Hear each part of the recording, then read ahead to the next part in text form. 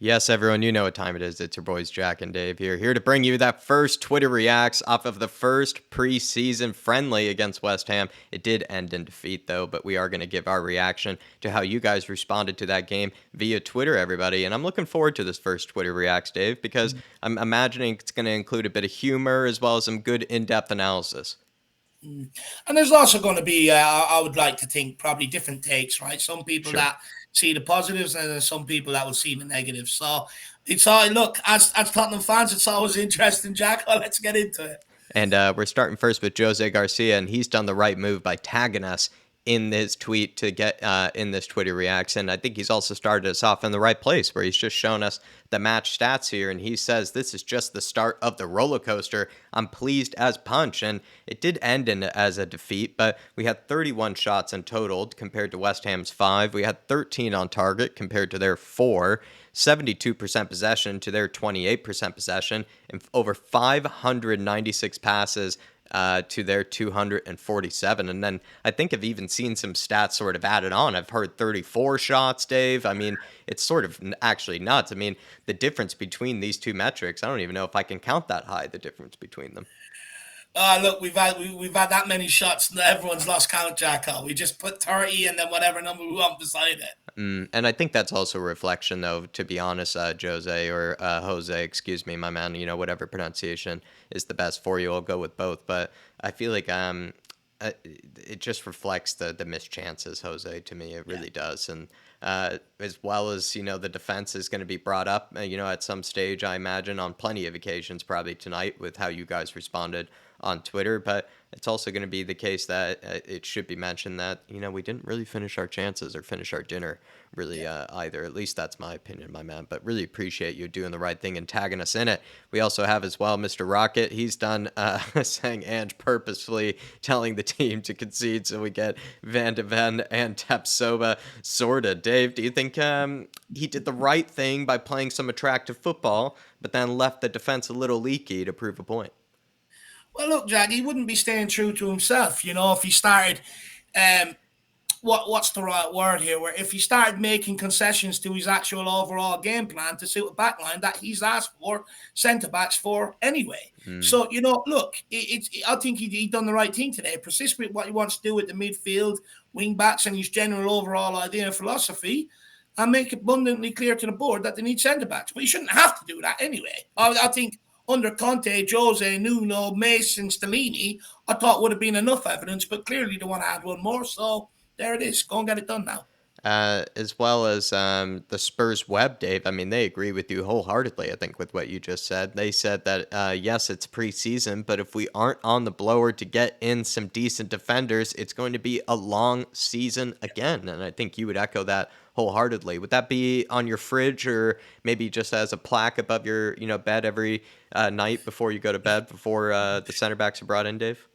Yeah, I got it stenciled onto my ceiling, Jack. So when I'm lying there like a pencil, I look up. It's the last thing I see when I go to bed, and the first thing I see when I wake up. Uh, Seb as well as yeah, I think made some light of the game, and he said that's my big take. That my big takeaway from Tottenham so far has just been ooh passing.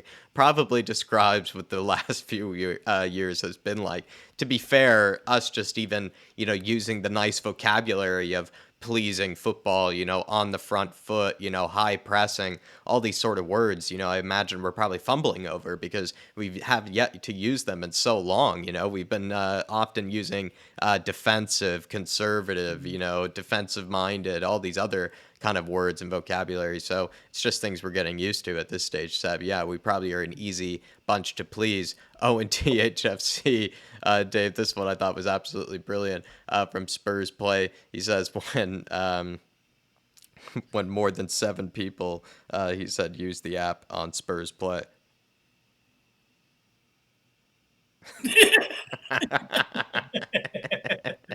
I heard a lot of people have problems with that. I heard the audio was out of sync and everything. It was terrible. Being the We're looking at your USA based, Jack. So we're looking at one of them sporting networks over there decided to reach out and pay for it. So big up CBS. Yeah, CBS, pulled it out on the cable, and I guess the Spurs play was, working out at least okay for some guys in the USA. Shan has put in a tweet as well saying Richarlison will bag double figures this season. Dot dot dot dot. Anxiety emoji. Dave, what do you make of his performance? Was it just him being too desperate yet again? Do you feel like I feel like that was sort of coming through now, and I feel like it. He's just so desperate to score that it's often making him look actually worse. And then two, it's just the consistency of him being offsides. It's not even really funny anymore at this stage. It's just downright just now getting really frustrating and annoying. It's out of desperation though, Jack. That's what it is down to at the end of the day. If he was in the mood and he was scoring He goals was calm. regularly, he would stay calm on them runs. He wouldn't he wouldn't be so quick to jump in behind. And often what you're seeing when you see replays on them is Richarlison already goes, then bends his run, but he's already offside. So Mm. what he needs to do is just remain calm, bend the run, then go. He's just sort of getting things mixed up right now. And look, that's why just quickly, I think that's why if we are selling Harry Kane, it's important to get someone in here that is going to be guaranteed to bag you double figures because Richarlison is not going to pick up that slack, no matter how many people will him to. And Matty Hayes says debut day goal for Udoji. Some might call that destiny. Dun-dun. Absolutely, Destiny. Good wordplay there by Matty. Big up, Matty. And buzzing for the guy, Jack. Absolutely buzzing. That'll help him settle in nicely, like a duck to water. And looking at that photo of the gaffer there, Dave, I think I got it on, with Paul, I think on the fan shows saying that he'll go for more of the tracksuit approach. I think he saw the forecast and knew that it was raining, but am I correct in saying that this is more of a tracksuit manager kind of look? Yeah, Jack, he's like me, big burly man. We don't look good in skinny jeans and tight buttoned up shirts with flowers on them. We need tracksuits and jackets like that. So big up, Ange. And Vasconi here is saying premature take. Maybe Lo Celso will do well under Ange Postecoglou. There's a reason other teams want to buy him. I would keep him. He instantly elevates us in the final third compared to our other midfielders. I love when people start to, take, just the one match and in fact, not even one match, 145 minutes and, start to make claims like this. But to be fair, I'm absolutely guilty of it all the time with plenty of players. I'm a guy who's always been very biased towards, or you could say against, Lo Celso. Maybe because I just feel like his whole tenure here, I've compared him to Ndombele, and I feel like Ndombele certainly has, probably not deserved all the chances that he's been given. But he's actually, I think, done more at the end of the day with the time he's been in a Spurs shirt than I ever think Lo Celso has ever done. So I sort of just look at Ndombele just a bit more above what Lo Celso's career has been here. So I'm maybe more willing to give Ndombele that chance. And I also just believe his actual ability is still greater than what Lo Celso can do. Then again, he was probably one of the better players on the pitch today, Dave. And I feel like I have to eat some humble pie, at least, and give it credit to him. And that I felt like he actually had more of an impact in a similar position to what James Maddison was playing. And in fact, it felt like a lot of the moves were sort of going through Lo Celso more than actually the moves were going through Maddison. Do you know what, Jack? I don't think you have to eat humble pie at all, and I'm not going to either. Because look, being brutally Because we're honest, full. we can't forget what this guy has offered to this club over the last 3 years, 4 years. It's not been enough for the money we spent and the wages we dish out, and we cannot forget that. We cannot accept that either. It's not good enough for Tottenham. But today he had a good game, yes. But I would urge about not getting overexcited by it because we have like Celso's had runs in the team before, and the appearances have been very, very, very varied. You'd have some okay games, some decent games, and then some really poor games. Mm. And ultimately, what we want is consistency. Look, Ange might well go up to Daniel Levy today and say, just hold off a minute. Let me see. Let me have a bit more of a look at this. That's all. That might be the case. But one thing I won't do is forget what he's done over the last few years. And the same rule applies with Ndombele as it does Lo Celso. If he does get back in the team, He's got to give me a good string of half season worth of performances That's true. before I start to give him a bit of grace. That's I fair. can't accept players, Jack, sitting here for 3 years not doing anything. It's not good enough. One That game doesn't change it. that part where you said he's going to have to give us a few months, I've said the same thing about Ndombele because I've tried to be balanced about it. Where I've said as much as I want the guy to sort of get back his chance and try to come back into the team. Mm, You said it's not going to be one or two games that are going to convince the fan base. It's going to be a lot yeah. more than that. So yeah, that's very true. It's going to be the same thing with Lascelles. So Pedro Porro already giving his thank you to the people of Perth and all the people that traveled down. Good to see Pedro. Love how active he is actually on the socials, to be honest. And Manor Mm. Solomon as well, saying happy to make my debut for this club. Thank you for your amazing support in Australia. By the looks of things, he's also pretty active on the socials. Dave Manor Solomon, what did you make of his performance? Do you feel like he's perhaps, I don't know, gotten some respect back from a lot of people who might have written off this signing? Yeah, look, I think he's gained a lot of respect today. Look, Jack, I think we're not being respectful enough. It should be Mansion Monster. To be honest with you, he played that well today. Great performance, great debut, and now people know why me and you were sort of hyping him more so you than me. But I didn't write him off. I always saw what he could bring. But Jack, you got this one right, my man. I think you saw it as a clever signing, to be fair to you, Mm. Dave, and that's all this really needed to be. We brought up before that the signing to sort of be the backup to Sonny, or at least the alternative to Sonny, whatever the right word or terminology is for it, wasn't going to really be a big, sort of, let's call it trademark signing or big, statement signing of any kind. It wasn't also going to be one that I ever thought we really should splash a ton of cash on either. And the fact that we got somebody for free of this sort of quality, I think, is just a real steal. And also, as well, he's kind of over his tenure really maybe shown that he is basically capable of playing at the highest level, but because of Mm. injuries, because of also the circumstances in Ukraine, just hasn't really been able to sort of shine, I think, on the bigger stages. To be fair to him, though, he's actually scored really big goals on the bigger stages, but it's only really, I think, Shakhtar Donetsk and only so many sort of annoying football hipsters like myself would take notice of that sort of thing. So, Monor Solomon, I wish him well, and I hope that he just continues to impress, and I think he's looking good in that Spurs jacket right there. We have John Stokes, the one and only legend, says Ange Ball looks good, but let's be honest, our attack has never been the problem. It's our defense every single time. We need both Van de Ven and Tapsova. Spurs official, get Mm. it done for fuck's sake. I mean, John, I love I that he's like actually tagged Spurs official in it because we often, make these sort of blatant statements to nobody on the internet, but John's, tagged the one and only. Jack, you took the words right out of my mouth. We want our centre backs. Everyone do what John done. At Spurs official.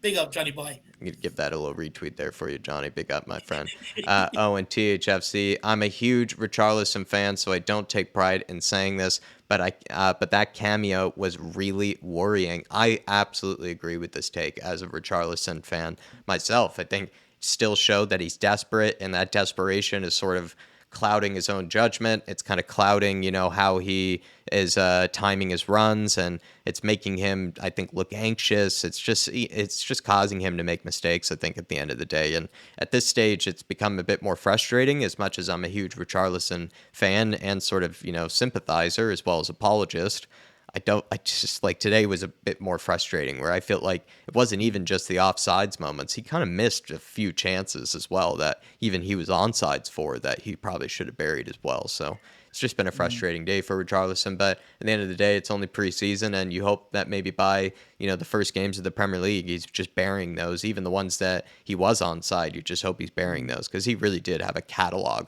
of chances today. Expressions oozing, kangaroosing sauce. Do you know what, Jack? This is where expressions is at his best for me. When he's sitting there, chest pumped out, gloating. That's where the guy's at his best. All the sort of giving out and stuff, leave to me. I'm your man, X. But when it comes to the sort of oozing sauce and all this, when Tottenham are doing well, X is your man, and that's where he's at his best.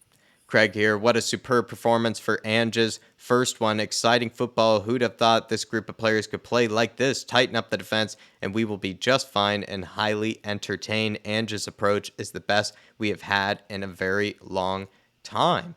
A lot of Can people. I Yeah, yeah. Go ahead. Take it away. Yeah, Jack, I just want to say, look, I've seen a lot of this around, right? Let's not overdo this, right? The midfield, the wingers, the strikers, we all knew they could play ball. We've all said it. They can play ball. The problem has always been that backline, which undermines everything that we do. And they've done it again today. I agree. I agree with what Craig is saying, but let's not pretend that because when I see that, I automatically think Davies, Dyer, Sanchez, people like that are like, oh, they can play ball. It's like, no, they can't. Mm.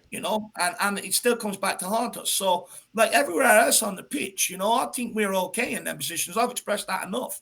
It's the centre backs, and it's still the same people that have come back to haunt us. Monor Solomon had some love for your big man, Harry Kane, here, Dave, and let's see what he had to say. Let's see what sort of adoration and love that he has for the man.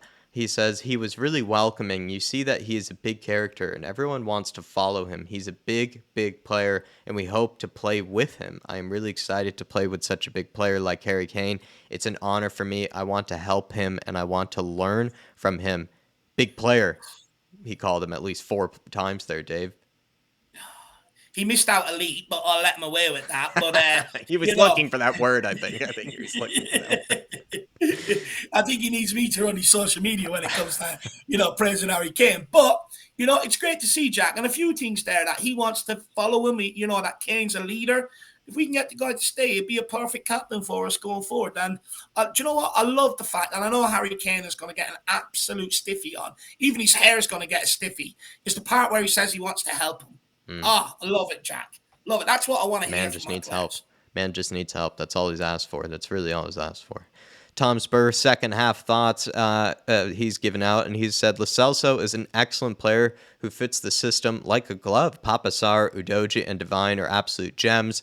Perisic and Højbjerg both seem to fit the system better than originally thought. Richarlison needs to calm down. Sanchez needs to go. It's sort of those bottom 3 that I actually feel like maybe we haven't touched on that I actually really liked from Tom Spur here. Big yourself up, my man. Perisic and Højbjerg maybe both fitting into the system and just performing better than most probably would have expected, Dave. Would you want to go first with that?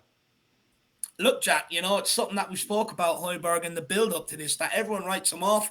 The journalists, all the fans, everybody sort of asked the question, can he fit into a system? I mean, another thing that was labelled at Højbjerg, he's not good enough on the ball. Made some saucy Anyone passes. see that half volley pass to Perisic? Anyone see the other true ball he treaded through before that?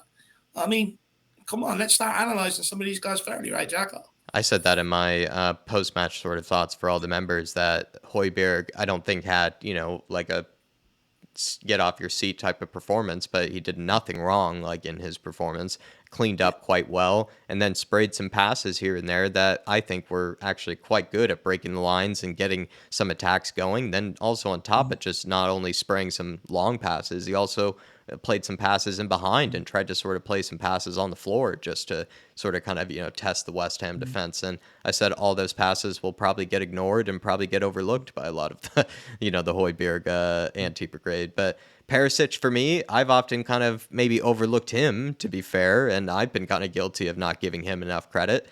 I feel like he had a really good performance today when I think on it. He was just very good at operating in those wide areas, and that's something that he's sort of always been good at his whole career, right? He's good at taking on his man in the one-on-one. He's good at whipping in a really good cross. He can also cut inside if need be, too. He's just always been kind of built for that type of role. I guess I've just sort of questioned whether he really wants to be here or not, and also whether those wages are actually worth, bringing on. But I thought he actually, to be fair to him, made a good impression too.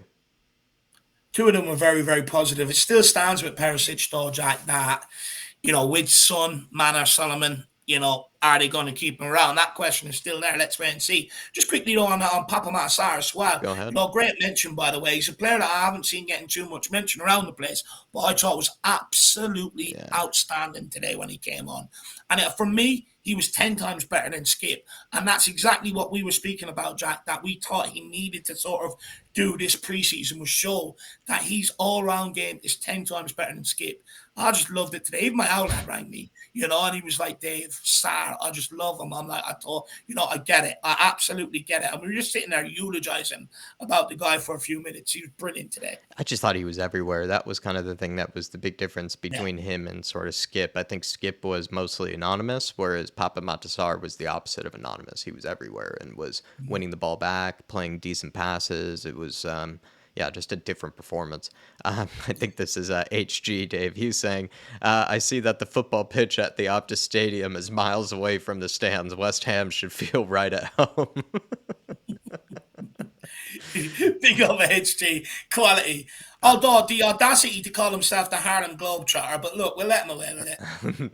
Giovanni Lo Celso. This is the only reason I highlighted this is because I follow most of the players on Instagram and Twitter and whatnot, and I don't know if he really often posts about Spurs or really cares much at all, right, about any sort of cameos or minutes he gets with Spurs, but he's probably quite proud of his performance, so he's decided to at least give us a football emoji, and we'll see where it goes from here. Cody Mack, he's saying Reguilon is pants. Was his performance good, bad, somewhere in between? Look, when you compare it to Adoji's in the second half, he's got a lot of work to do. Look, I still think there's a player in Reguilon, but Jack, what we've spoke about before, where sometimes defensively he can get caught, it happened today. And when Udoji came in, it didn't happen. What I will say is, though, to be fair, you got to understand West Ham were 2-0 up. They sat back. They allowed that second half team to play without really putting any pressure on them. Plus, they didn't make as many changes as we do. So, That's a good point. their fitness levels, and they were getting tired as well. So that's why I'm not over egging the second half too much, because they are factors in football that are that need to be considered and taken on board. And it's exactly like it was under Antonio Conte. When teams won the first half against us, people start calling the second half FC. It's not really the case. They just sit off and let us play and not press us. Simon Yemain says his early player impressions are that Reggie and Tanganga and Skipp look uncomfortable. Solomon, Basuma, and Poro both look great, or all three look great. Kulusevski, Madison, and Kane look rusty. I kind of agree with the bottom three. Maybe Madison not as much rusty, just sort of looked a bit more anonymous, like just needs to get, sort of into the, move of things, but it's not like his sort of overall quality looked, off. I feel like Kane and Kulusevski, I would put maybe a bit more in the rusty department, like, because Kane's like, I know he's never blessed with pace, but it felt like even in the preseason and sometimes even in the first few games of the Premier League, he will sort of look a bit off the pace a tiny bit when it comes to sort of that burst of acceleration, his sort of initial leap for a header, those sort of things, like I feel like often look kind of a bit off in the first games or few games of the season, or even often the Premier, or at least the preseason. Kulusevski, I thought it's only preseason, but kind of looked the same from where we left off, to be fair. For me, Kulusevski's decision making was all wrong today. He was shooting when he should have been crossing. He was crossing when he should have been shooting. And I actually think that's a fair overall assessment. Who's that, Simon? Is it? Yeah, Simon, you mean. Fair assessment, man. Yeah. And he's right with those three players looking uncomfortable, I think, as well. I think those three did, at the end of the day, look uncomfortable in their own way. Nice way of wording it, too, by the way.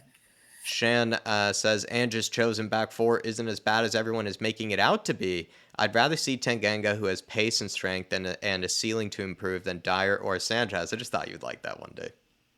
Absolutely agree with the second part. Look, I'm not going to sit here and say that Tanganga doesn't need to improve in the ball, or that he didn't hinder us today in terms of playing out from the back in the first half, because it did, and he has to improve. Reguilon has to improve, but the general consensus of the idea of the first team is brilliant. But at the end of the day, just buy Andrew centre back. We don't have to talk about any more of these names anymore. Kieran has his takeaways for us. Big up to Kieran. He says that the attacking, free-flowing football was good and was nice to see. He also says that the young players also as well look good with Udoji, Divine, etc. He says we do desperately need center backs, but we already knew this. Anyway, I think it's something we still have to ram home to ourselves before we start forgetting, Kieran, because we kind of feel like we always say that it's something we know that needs to happen, yet we'll a few months down the line we'll start sort of tolerating and maybe rationalizing keeping some of these Dross players around, and that's something we just cannot do. But you get a retweet from your main man Jacko, absolute legend. Kieran Zoe says, my take on the first preseason game: excellent going forward, would have won if more clinical, poor defensively, sexy football. Player of the matches were Udoji, Basuma, Perisic, Solomon, and promising starts were from Divine, Sarr, Lo Celso, and a disappointing performance from all of the center backs, most players that returned on Monday as well. I think she means, the most recent international players. I agree with Zoe, actually, on most of that. Yeah, so do I. Look, even Romero wasn't great today. He's got a lot. He needs to get better today. Move on from today. But I think another great assessment. Well done, Zoe. And I thought you liked this one too, Dave, from Simon Newman. He says, negative takeaway today was our weak defense, and West Ham weren't even pressing. A whole different ball game having 6 Liverpool players chasing every pass in the build-up, and has shown a glimpse of what he can deliver. Club needs to give him the tools, though, to finish Yeah, the job. Well Jack. put. I said that on Chris Cowlands. Towards the end, it's like Andrew stepped up today, he's shown what he can provide. But now it's all back on the club to be able to do the correct business now this summer to keep him. That it starts with centre backs and then it ends with the Kane decision. If you're going to sell Kane, you go and get him a striker that's going to bag you double goals, or you keep Harry Kane and let Ange know what he's doing. But and like I've said this before, you can lead a horse to water, but you can't make it drink it. So it's a good start, but now it's back to the club to help him implement it fully. And then Cody Mack saying, getting the first taste of Spurs pain after a long break, and it's just Harry Kane on hot wings. I think just coughing up after a bit of a taste of one of the spicy ones. Dave, what was your initial reaction to the first taste of pain with Spurs? Did you kind of miss it? Yeah, I did. I did. Look, do you know what, Jack? First of all, it was great to have the That initial football back blood again. taste in the mouth, Dave. Of you getting upset. Did you kind of miss that little bit of fury just for a second? Do you know what? Look, yeah, I do. I do, Jack. I did miss it. But, ultimately, I want to sit here and be a cheerleader for the club. But I was kind of expecting, to be given out about the back line today, too. Yeah. And last but not least, Mr. Donnelly, James Donnelly says, I can't remember the last time I wasn't angry in not winning a match at Spurs official. Mhm. Probably the 2-2 Chelsea away draw. I think we are getting what we want, just a few pieces missing. Let's try to keep it positive, everyone. Big up to Mr. Donnelly, absolute legend. But I think we'll end it there, Dave. I've really enjoyed this Twitter Reacts. Lots to get through, but plenty of good takes as well as very accurate takes. It felt like just a lot of times of us just sort of agreeing, it felt like. And then, too, I thought some funny ones mixed in there as well. No, 100%. Very good Twitter reacts. Going forward, if you guys want to get involved, if you want us to start reacting to what you're putting out there, at us. Well, actually, first of all, you've got to follow us. That's the law. And then you have to at us at the Irish Y. And then, that way you can get your tweets in these post match reactions. That'll be going every game this season. Come on, you Spurs. And Come in the on, you big Ange, we Spurs. trust everybody. In the big hands we trust. Levy, slimy centre backs. Get those center backs in. See you, everybody.